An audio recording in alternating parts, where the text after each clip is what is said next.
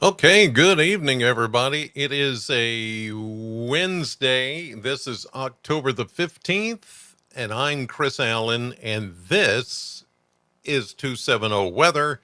Weather for the 270 area code and beyond.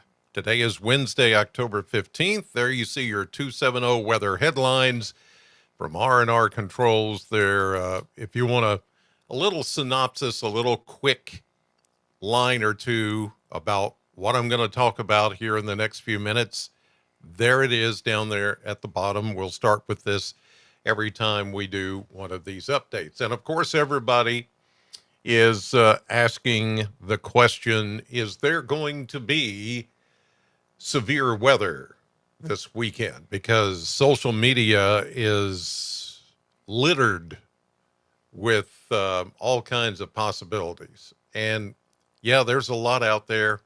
I get it. It is what it is. It's the thing is that there are a lot of people that just want to, take a little snapshot of one model or one frame of time and post that up on social media. It's easy to do. People these days have access to all the different computer forecast models that are available. And they can take that one snapshot and put it up there and just ensue panic in a lot of cases with those of you who are like I used to be, very afraid of storms. Being afraid of storms was the whole reason why I got into weather, so that I could no longer be afraid of storms. I could educate myself on how the weather works that way, and then hopefully not be afraid of it. And that was what worked for me. May not work for you, but in this modern day of posting everything and anything instantly without a little background on what you're posting, well, that's where people will see something, get a little panicked and a little worried, and they shouldn't have to deal with that. So, those folks that are doing that are out for the clicks, the likes, and the shares, and that's what it's all about. I call it grandstanding. I call it posing, and it's people that go under different names besides their own. They'll call it such and such Weather Central. You know, they'll call it something so that it sounds like a big name, or it will sound like the Weather Channel, or it will sound like some other big weather outfit that really it's somebody, it's like me in somebody's room somewhere in their house, and they've got a little setup like me, and what they're doing is they're just, hey, I've got all this stuff now, and I've got a camera, I've got a microphone, so I'm just going to put the stuff out there. But do they really know what they're talking about? Um, and the way you judge that is, have they been right? Have they been correct? What kind of track record do they have? What kind of experience do they have? And it doesn't always take a college degree to have experience and to know meteorology and how to study it and how to um, dice it apart, if you will, dissect it. So that's what I like to do is I like to take the weather situations that are posing themselves in front of me and dissect it, and then based on previous experience as to how's this thing going to play out.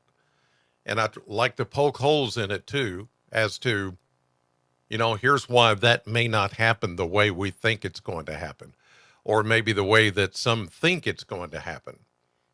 I like to do that because it helps tell the story. Not everything is as black and white and carved in stone, face value, all those analogies. When we talk about the weather, we're not perfect. We're not going to it's not always going to be exactly 100% right. I want you to know that right off. But given that, then some think, well, if I'm wrong, I don't have to admit that I'm wrong. I'm just going to do a drive-by forecast and then nobody gets hurt. Well, what if somebody does? See, that's a problem. So that's why if I don't put some kind of element of preparation in here and getting ready for the what ifs and the wherefores, then I've wasted your time because I really don't need those. I don't need the clicks, likes, and shares. It's nice to have, but do I sit here and just look at every number that comes in and just go, oh my gosh, I didn't hit as many people tonight. What's wrong? Did I say something wrong? Am I not popular anymore? I don't care about that. Okay. Let's just get to the nitty gritty and get to what we need to talk about. And I rambled here because I started a few minutes before 7. Now that it is 7 o'clock and there's a lot more people joining in now, we can get started. So here we go. High today, 81, one more degree higher than it was yesterday, and 8 degrees above the normal of 73. Right here at the Bowling Green, Kentucky, Warren County Regional Airport. The normal is 73. The low was 50 this morning with a little patchy fog. And of course, there was no precipitation. Let me take that banner down. I am so sorry. I left it up there. There we go. Okay. I'll leave the ticker up, but the banner needs to come down. It's going to be in the way of some of my graphics. Okay. Let's move on to radar. And there you see pretty much the same picture we have seen in the last few nights around this time, around 7 o'clock, where there's just nothing out there but bugs and birds, reflectivity off of buildings down around the Old Hickory Lake area where the Doppler radar is located. But as far as rain, there's nothing out there. We're not going to see anything out there, not for now, not right now. That is not going to change. But I do want to explore a few things here. First of all, let's go to the outlooks for the probability of some inclement weather, maybe some severe storms. And this has not changed much over the last 2 days. This is the day 4 severe weather outlook from the SPC Storm Prediction Center. And it still shows much of western Kentucky to about Hopkinsville, Madisonville, under that low end 15% risk of getting some type of strong to severe thunderstorm activity for Saturday night. That's why it's day 4. 4 days from now will be Saturday, but this is mostly going to be Saturday afternoon into Saturday evening, more so into Saturday night as the front comes in and moves over the Bowling Green area. So the western half of the 270 is still under that threat. Tomorrow it will go to a day 3, and it will start to be graphically shown to you, the public, as a level 2 slight risk area, surrounded probably with a level 1 marginal risk. That's the way it looks like this is going to pan out. And just out of curiosity here, I go to the categorical day 1, day 2, day 3, which is the normal outlooks that we look at. Day 1, of course, nothing there. Day 2, nothing there. Day 3, you see that little bit of a general risk of storms. This is as the system begins to move in. I can zoom this out so you can see a broader view of what I'm looking at here. This is for Friday, okay?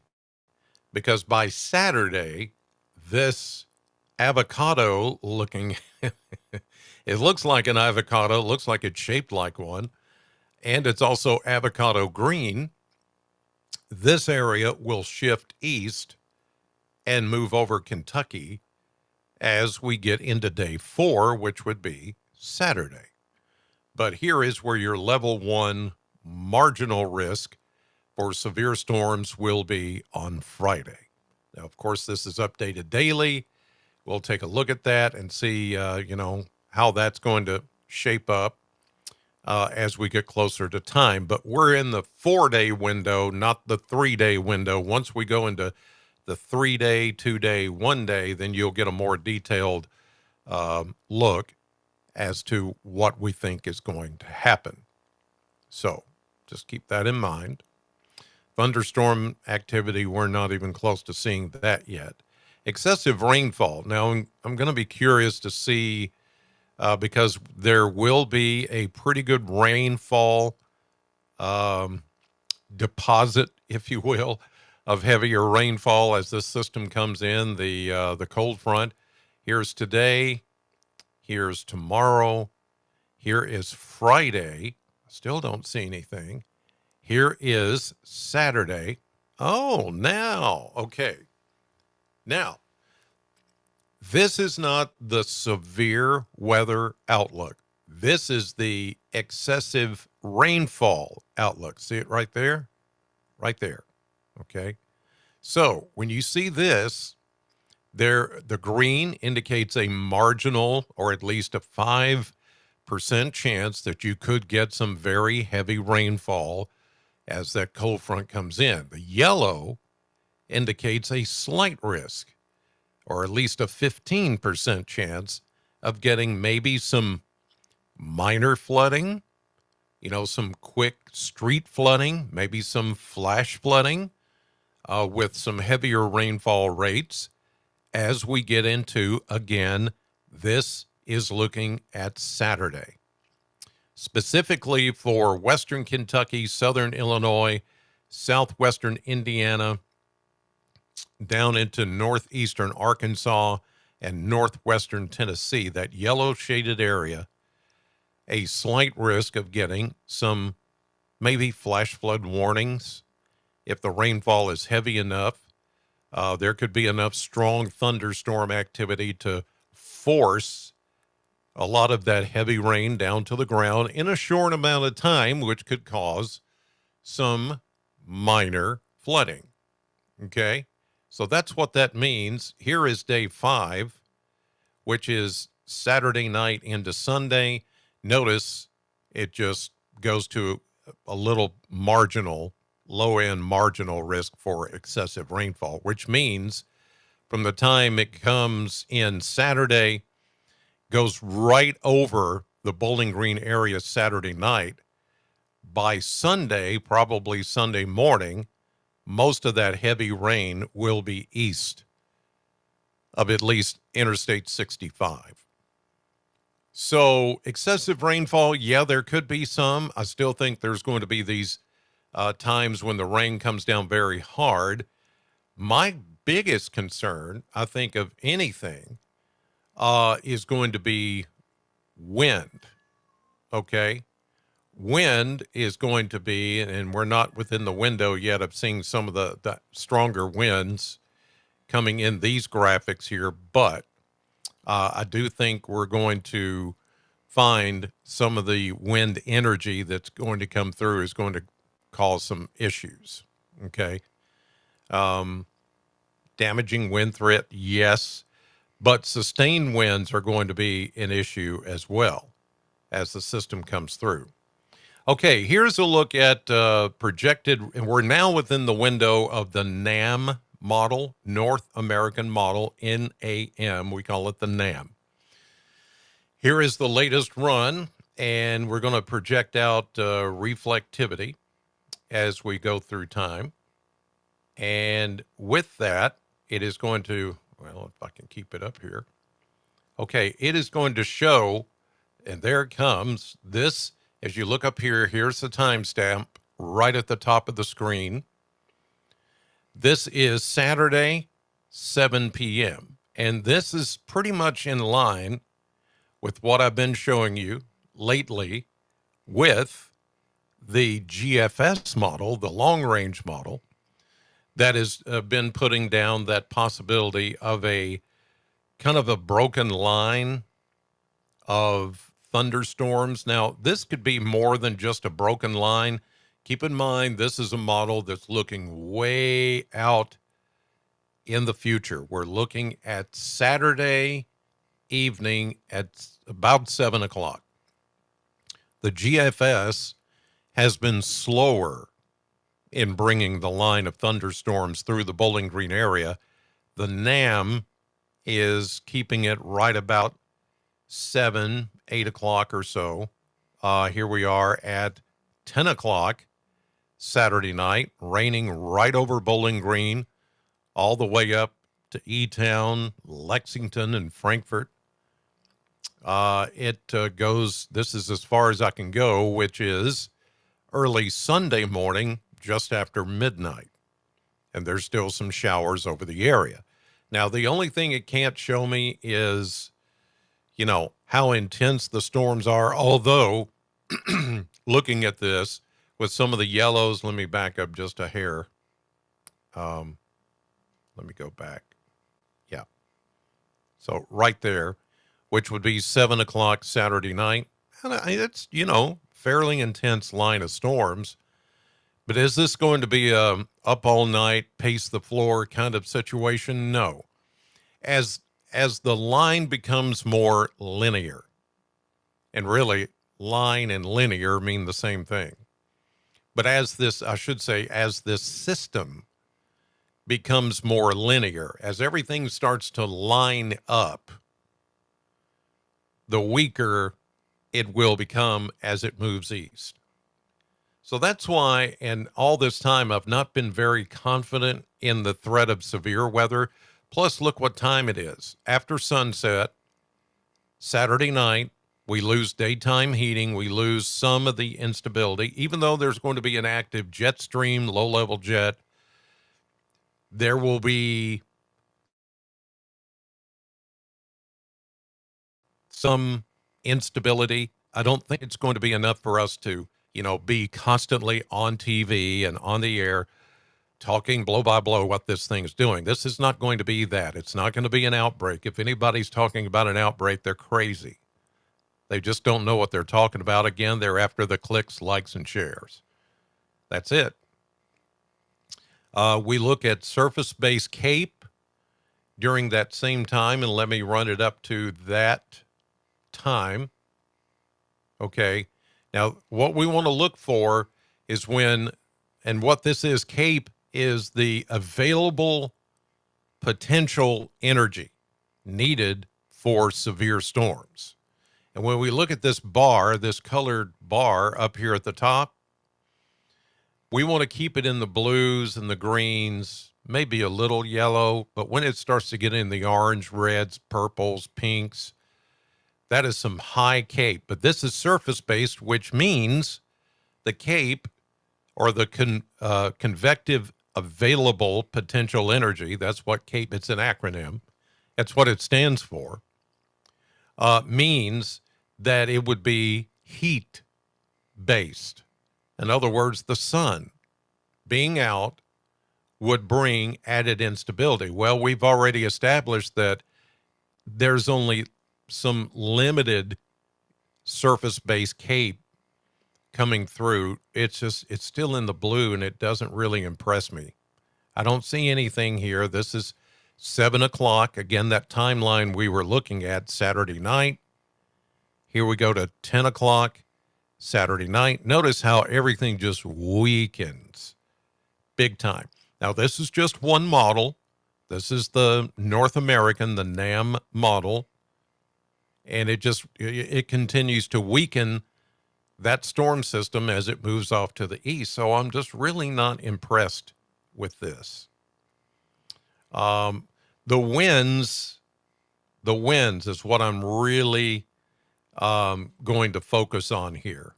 Now that we're in that short-term window with the NAM model, North American model, we can see this. Now, this is the latest run, so, some things will change here. Let me move it up. Okay, let's go to that time period. Here's Saturday. Let's go Saturday evening. Here's 1 o'clock. Again, we're on the low end of the scale. This is looking at 850 millibar winds. That's way up top. Okay. Uh, with these systems, the winds sometimes have this what we call transference. It's where the winds come down, upper winds come down to the ground. Am I seeing that? I'm seeing a little.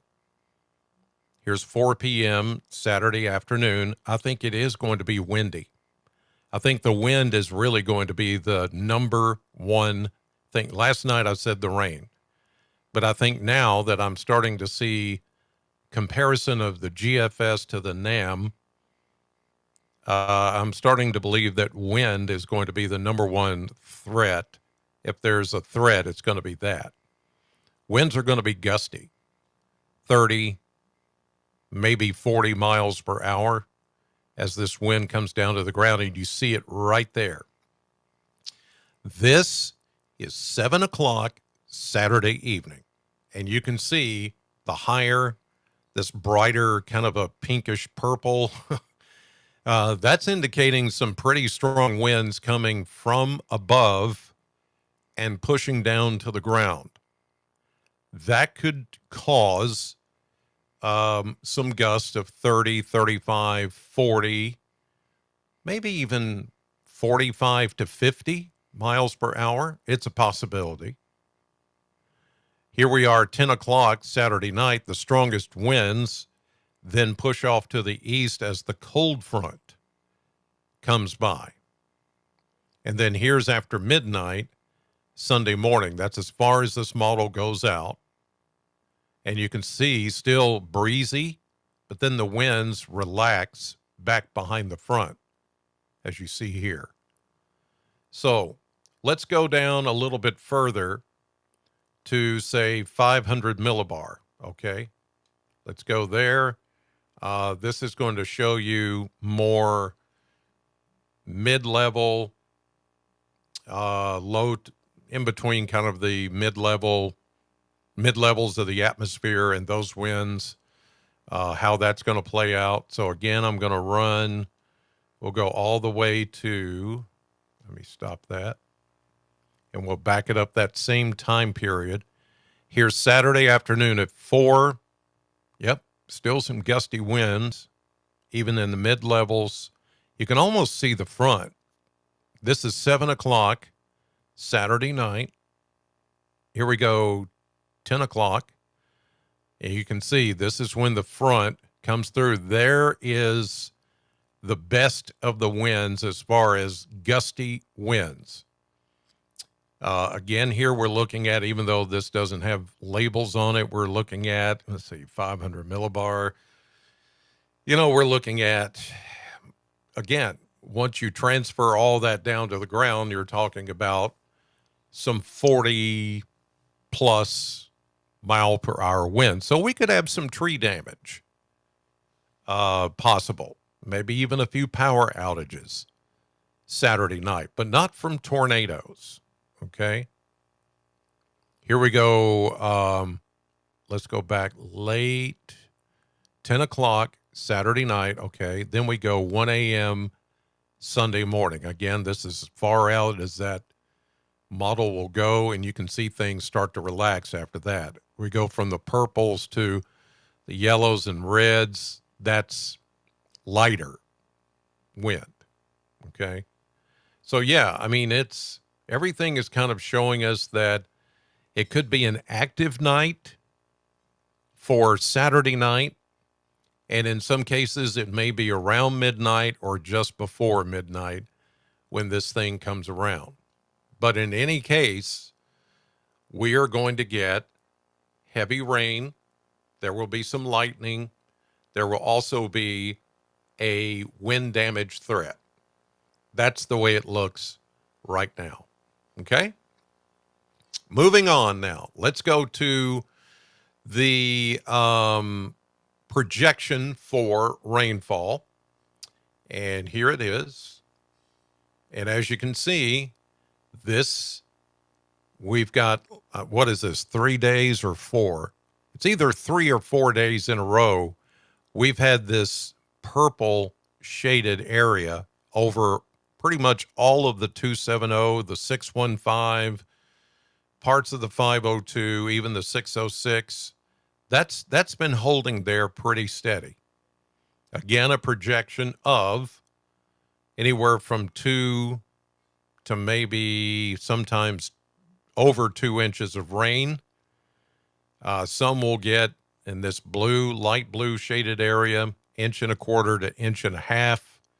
I think overall you could safely say about 1.5 to 2 inches of rain is certainly possible during that time. And then even some of this factors in next Tuesday. There's another system that is going to come in next Tuesday and bring us more rain and more wind.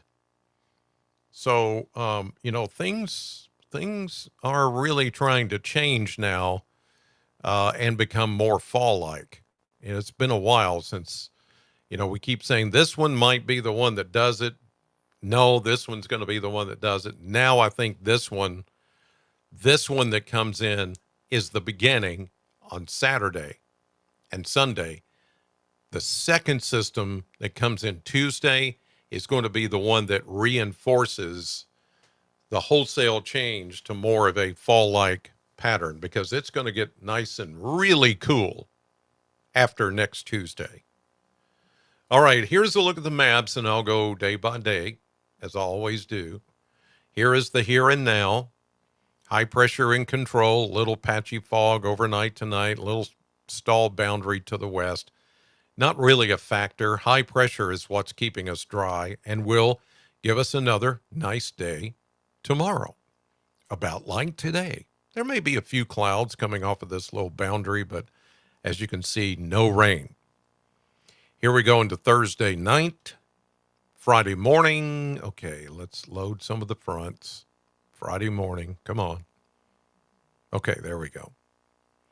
High pressure, look at the high pressure. Now, this ridge of high pressure is going to start to break down. That will allow this system out west, the very potent system that's coming in, it will allow it to come through, because this high pressure ridge will no longer be here. Some of it will be further east out in the Atlantic, but at least its grip on Kentucky will have let go. Thank goodness. Thank goodness is what I'm trying to. Thank God. Thank goodness. Yes. Here is 7 p.m. Friday. Notice the system out west getting its act together. This is where the rain and thunderstorms will be occurring by Friday night. Here we go into Saturday morning. We'll begin to see some lighter rain showers moving into western Kentucky. The heavier rain and thunderstorms with some severe weather right along and ahead of the cold front. Here we go into Saturday night. Actually, 7 a.m. Sunday, the front will have just crossed the Bowling Green area, which is right there. And look, great coverage of rainfall. That's why I say we could pick up between an inch, 1.5 inches, maybe for some of you up to 2 inches of rain. Very windy conditions. The isobars they're not as tight as I would normally see them to indicate wind, but I do think there's going to be enough transference, enough wind energy from up above transferring down to the ground when this front comes through. Enough to produce 30 to 40 mile per hour winds and maybe some scattered power outages, a couple of limbs or trees down possible, but not more than that. 7 a.m. Monday, everything clears the area. Here we go into Tuesday, and look at this. This is the second system that I was just teasing you about. This is another wave of energy coming in with another decent chance of rain. This time it looks to be a warm front at first, lifting the moisture into western Kentucky with some maybe elevated thunderstorms. These will not be surface based, these will be elevated thunderstorms, usually not severe. This is Tuesday morning. Here's the cold front back here to the west. It's about as strong as the one that's going to come in this weekend. So, moderately potent, we'll say. Here we go into Wednesday morning, and that front comes by. But here, here, ladies and gentlemen, is a nice little bonus. Not only is this front going to come through and bring us rain on Tuesday, but this backdoor cold front with an Arctic, yes, I said Arctic, high pressure behind it. This is the front that is going to come in on Wednesday and reinforce much cooler, very fall-like air. Some of you have been waiting for that really good chill in the air. This will be the first front to do that this fall. And it's coming next Wednesday. That is going to be the one that makes it happen. Yeah. So I know some of us have been like, is it ever going to get really cooler? Yes, it is. By the middle of next week, it is going to feel absolutely awesome. Okay? So get ready for it because it's coming. And it's going to feel really, really great. So get ready for it.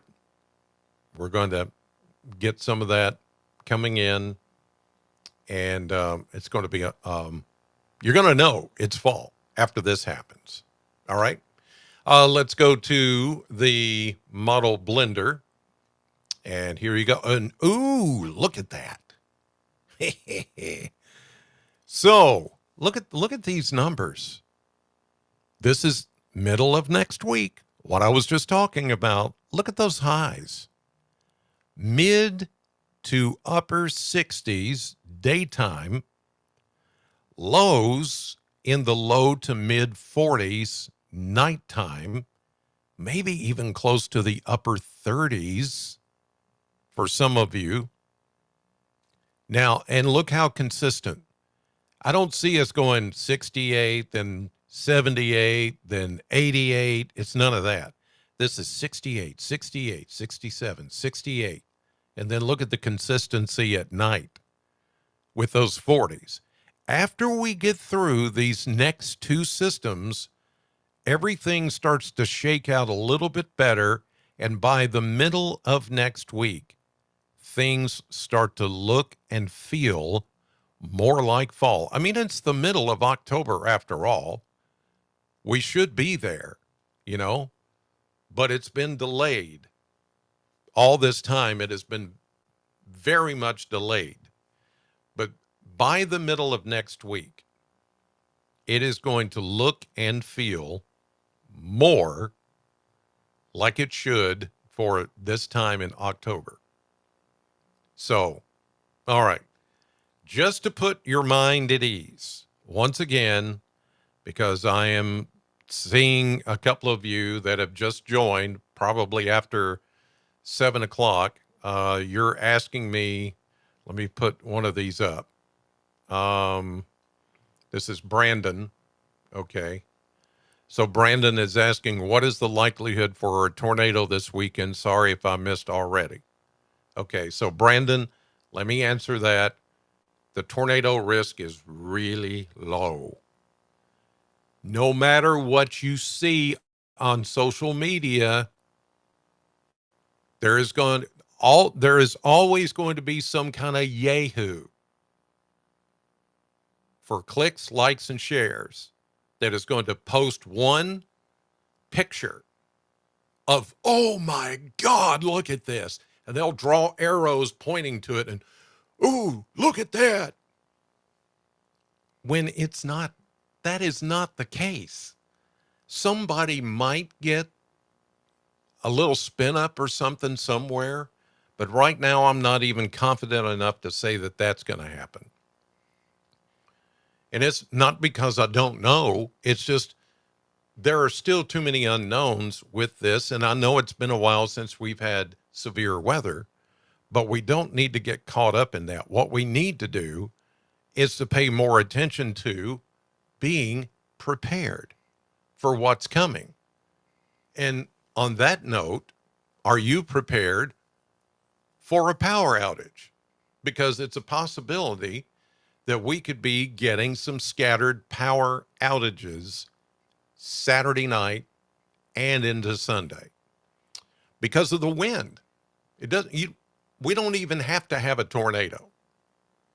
Just the wind energy itself may be enough to knock out power. And then the next system that I just showed you coming in for Tuesday has wind energy with it as well. Wouldn't you feel better if you were like, if you had a generator that just automatically clicked on as soon as the power grid went down? Well, you could have that with R&R controls. They can come out, install a brand new Generac generator made for your specifications, whether you live in a house or whether you own a business. They can look at the square footage. They can look at how much draw you have. In other words, how much juice you're pulling, the things you're running in your house, electric wise, coming off the grid. And they can look at that and draw out a plan.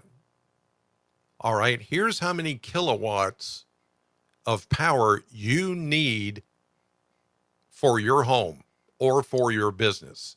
Here's how many kilowatts you need to run everything you have: TVs, computers, oven, refrigerator, chest freezer. It doesn't matter. There's a Generac generator made for you, where you live, the business you run. And wouldn't it be great if you happen to lose power, that thing just kicks in seconds later? It kicks in. So you say, oh, that's well and good, Chris, but don't they cost a lot of money? Well, it's according to how you define lots of money. I mean, yeah, they're kind of pricey at times, but as you see here right above me, if paying for backup power is your pain point, then you need to talk to R&R Controls, because they will set you up with the Generac credit card through Synchronicity. Financing, yes, that's what it is. You don't have to pay for it all up front. You can get it financed. But here's the thing, if you're going to put it off until you keep having power losses, then why even fool with it? At some point, you're finally going to say, okay, I give up. I'm just going to do it. And let me tell you, I don't know how the winter is going to be. And again, the yahoos are putting out all kinds of predictions about the winter. But if the winter gets really rough, we get an ice storm, we get something like that where we can have, and again, severe weather, and your power goes off and it's 20 degrees outside, you're going to wish you had a Generac generator from R&R Controls. Call them. Just call them. I think you'll be pleasantly surprised as to how cost effective it's going to be. And especially if you're a business owner, you can keep your business running when all the other ones are down because they're on the grid. 270-777-2024. R&R Controls, 270-777-2024. With R&R Controls, you'll never be without. All right.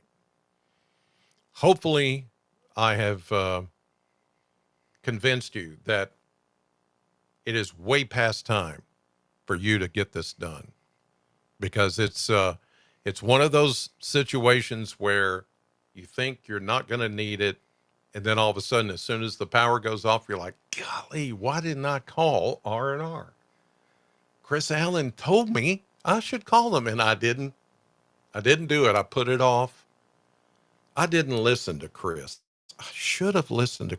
I should listen to Chris every time Chris says something. Well, not because. No, I'm kidding. Sometimes I am right. On that, I feel pretty confident that yes, um, you need to have a generator, and they're becoming more affordable all the time. So give R&R a call. Let them set it up for you. Okay, that'll do it for tonight on this Wednesday, 15th of October. Tomorrow will be a little bit more in that window, that more detailed window of how Saturday is going to play out. I don't expect a whole lot of change. Also tomorrow morning, will be the new updated drought monitor. And I think it is probably going to show worsening drought. I just have that feeling it's going to be worse before it gets better. So I'll have that for you tomorrow morning. The first opportunity we'll be able to see it. It comes out about 7:30. So in the 9 o'clock newscast tomorrow morning on NBC 40, I will have it. I'll have that updated graphic for you. In the meantime, I'll hope to see you, or you see me, in the morning, 6 a.m., News 40 Sunrise, NBC and CBS 40. Then on NBC 40 at 9 a.m., News 40 at 9. And then again on both CBS and NBC 40, WNKY, News 40 at noon, which I'll have a complete update on everything that's going to take place this weekend. And oh, by the way, I will be working Saturday, monitoring the weather at News 40. It just so happens that I am filling in Saturday. This was before any severe weather chance, but I will be there in studio should something happen. So hopefully that makes you feel better. In the meantime, rest easy tonight. Thank you for watching 270 Weather. Have a great evening, and I'll see you back here tomorrow. God bless.